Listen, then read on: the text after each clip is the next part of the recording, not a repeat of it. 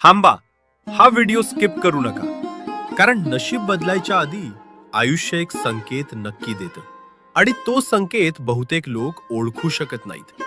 अचानक सगळं अडकल्यासारखं वाटू लागतं. जितका प्रयत्न करता तितकंच हातातून निसटत जातं. लोक बदलतात, विश्वास तुटतो आणि मनात प्रश्न येतो, मीच काहीतरी चुकतोय का? पण सत्य हे की हे अपयश नाही, ही तयारी आहे.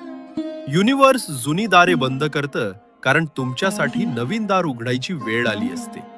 तुम्हाला एकटं वाटतंय कारण आता तुमची जुनी व्हर्जन संपत चाललीये.